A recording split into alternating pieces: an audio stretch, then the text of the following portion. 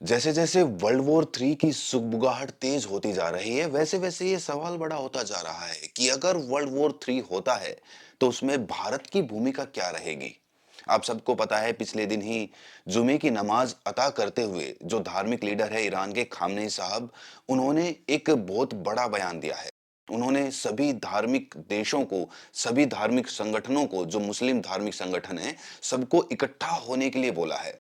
उन्होंने साफ-साफ कहा कि इन सब के पीछे जो कुछ हो रहा है मिडिल ईस्ट में, उसके पीछे एक देश का हाथ है और वो देश यहाँ के संसाधनों पर कब्जा करना चाहता है। आप सबको पता है कि ईरान और मिडिल ईस्ट ऑयल के मामले में, तेल के मामले में पूरी दुनिया से आगे हैं और वहाँ पर तेल के बहुत सारे भंडार हैं। और वो एक देश कौन-सा है जो उसके तेल के भंडार पर कब्जा करना चाहता है, अपना आधिपत्य जमाना चाहता है, वो आप सबको पता है। पर समझने वाली बात यह है कि खामनेई साहब ने जुमे की नमाज में लोगों को संबोधित करने के लिए वही वक्त चुना था, जो वक्त हिजबुल्लाह के नेता, हिजबुल्लाह के लीडर जो जिनकी हत्या हो चुकी है, नसरुल्लाह, उनको सुपुर्दे खाक किया जा रहा था। देखिए, जुमे की नमाज और हिजबुल्लाह के लीडर नसरुल्लाह को दफनाने का समय एक ही इसीलिए रखा गया था। इसके पीछे एक कारण था ताकि इज़राइल की नज़र हिजबुल्लाह पर ना पड़े और उनको बड़े ही गुप्त तरीके से कहाँ पर दफनाया गया, कहाँ पर उनकी कब्र बनाई गई, ये किसी को नहीं पता है। इसीलिए ईरान ने ये समय चुना था ताकि इज़राइल हिजबुल्लाह के ऊपर कोई हमला ना कर सके उस वक़्त। लेकिन जब उन्होंने अपना भाषण यहाँ पर दिया, तो वहाँ पर उनके समर्थन में बहुत सारे ईरान के जो आम नागरिक थे, वो खड़े हुए दिखाई दिए। लाखों की तादाद में वहाँ पर खड़े हुए थे और उनके सपोर्ट में दिखाई दे रहे थे। लेकिन जो उन्होंने सभी मुस्लिम संगठनों, मुस्लिम देशों को साथ आने के लिए आग्रह किया है, एक विनती की है, क्या जो दूसरे धार्मिक देश हैं, मुस्लिम देश हैं, क्या वो ईरान के साथ इस जंग में खड़े होंगे? बड़ा सवाल।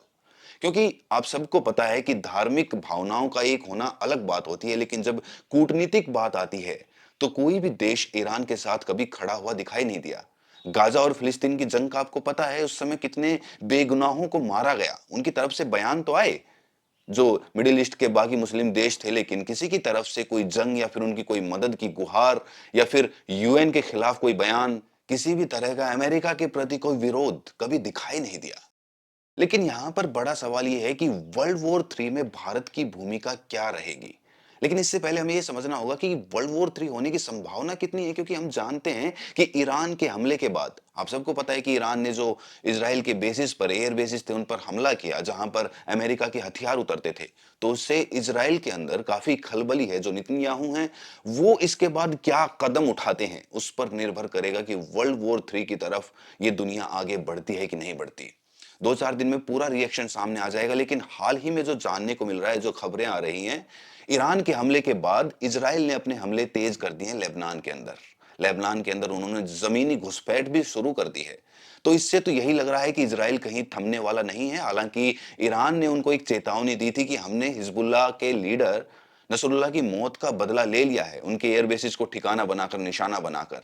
और अब हम आगे जंग नहीं चाहते, लेकिन अगर इज़राइल पहल करता है, तो हम पीछे नहीं हटेंगे, कोई भी हमें कमतर आंकने की कोशिश ना करे।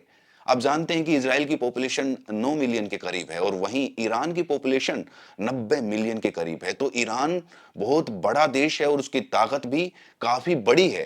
कहीं भी इज़राइल उसे कमतर या कमज़ोर समझने की नासमझी कभी ना करे।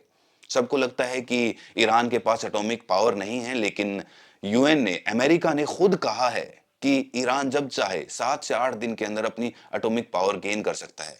शायद सबको लगता है कि ईरान ने अपनी एटॉमिक पावर की जो बात है वो सबसे छुपा कर रखी हुई है, लेकिन मौका आने पर वो एटॉमिक पावर का यूज, वो एटॉमिक पावर की जो ताकत होती है वो सबको दिखाना चाहेगा। तो इस जंग में एटॉमिक पावर का यूज होगा कि नहीं होगा, आगे किस तरह से ये जंग आगे बढ़ती है, क्या मिडिल ईस्ट के जो बाकी मुस्लिम देश हैं वो ईरान के साथ आकर खड़े होते हैं कि नहीं होते हैं, ये सारे सवालात बने हुए हैं। लेकिन बड़ा सवाल फिर भी यही कि अगर भारत का आप मामला देखते हैं, तो भारत हमेशा से मध्यस्थता का काम करता हुआ आया है। अभी जो रूस और यूक्रेन का युद्ध हुआ था, उसमें आपने देखा होगा, भारत ना तो पूरी तरह से रूस के साथ खड़ा हुआ था और ना पूरी तरह से यूक्रेन के साथ खड़ा हुआ था। वो हमेशा मध्यस्थता अपनाने की कोशिश करता है ताकि उस पर कोई, किसी भी देश के प्रति कोई ऐसी बात पैदा ना हो जिससे उसकी दूरी बन जाए उस देश से। लेकिन सबसे बड़ी बात यह है कि अगर भारत इसी तरह से मध्यस्थता अपनाता रहा, तो कभी खुदा ना खास्ता भारत के ऊपर कोई संकट आता है, कोई जंग होती है, क्योंकि इधर पाकिस्तान है, इधर चाइना है, इधर बांग्लादेश है, इधर श्रीलंका है। चारों तरफ से कभी भी किसी भी समय हमले हो सकते हैं और बात तो ये भी सुनने में आती है कि जो चाइना है, चाइना काफ़ी हद तक लद्दाख के एरिया में वहाँ पर घुसपैठ कर चुका है। तो अगर भारत के ऊपर कोई संकट आता है, तो भारत का साथ कौन देगा? क्योंकि सबको पता है कि भारत मध्यस्थता निभाता है, किसी का साथ नहीं देता और पूरी तरह से किसी का समर्थन लेने के लिए आपको उसके संकट के समय में उसके साथ खड़ा होना पड़ेगा, तभी वो आपके साथ आएगा। चाहे फिर वो हथियारों की बात हो, आपको कौन हथियार सप्लाई करेगा? समझने की बात। अब आप इज़राइल को ही ले लीजिए, पूरी दुनिया कह रही थी कि इज़राइल ने गाज़ा और फ़िलिस्तीन के अंदर यतीमों, मज़लूमों, बच्चे, बूढ़े और औरतों पर बम गिराकर उनकी हत्या करके एक जघन्य अपराध किया है। लेकिन बावजूद इसके जब पूरी दुनिया, ज़्यादातर देश इज़राइल के समर्थन में नहीं थे और इज़राइल का विरोध कर रहे थे, उस समय अमेरिका इज़राइल के साथ खड़ा था। चाहे उसे दुनिया की कितनी ही बातें सुननी पड़ी हो, कितने ही देशों का विरोध उसे सहना पड़ा हो, लेकिन बावजूद इसके अगर उसका मित्र गलत था तो वो गलत के साथ ही खड़ा रहा। अमेरिका उसका साथ लगातार देता रहा और आज भी हम देखते हैं कि काफ़ी हथियार जो इज़राइल के अंदर पहुँचते हैं, वो अमेरिका से ही पहुँचते हैं। वो बात अलग है कि अमेरिका के जो 79 डॉक्टर्स थे, उन्होंने एक पत्र लिखा है, कमला हैरिस और जो बाइडेन वहाँ के राष्ट्रपति हैं उनको। उस पत्र में उन्होंने साफ-साफ लिखा कि गाज़ा और फ़लस्तीन में जो जघन्य अपराध हुआ है, यतीम और मज़लूम लोगों के ऊपर जो कहर ढाया गया है, वो कहर हमने अपनी आँखों से देखा है। हमने देखा है वहां पर बच्चों को भूख से तिलमिलाते हुए, भुखमरी से दम तोड़ते हुए। हमने देखा है उन माओं को जिनके स्तन का दूध सूख गया और जो अपने बच्चों को अपना दूध तक नहीं पिला पाई। पानी, जहरीले पानी के अंदर अपना दूध मिलाकर अपने बच्चों को ऐसे मौत के मुंह में पहुंचाते हुए हमने अपनी आंखों से देखा है। इस पत्र में ऐसी बातें उन्होंने लिखी है और उन्होंने एक दरख्वास्त की है कि अमेरिका इज़राइल का साथ देना बंद करे इस जघन्य अपराध में, वरना इस जुर्म के लिए कोई माफी नहीं है। जहां पर सरकार अमानवीय हो जाती है, जहां पर सरकार मोरल वैल्यूज भूल जाती हैं अपनी पॉलिटिकल वैल्यूज के लिए, वहां पर ये आम डॉक्टर्स जो आम लोग हैं वो नैतिकता का एक उदाहरण पेश कर रहे हैं।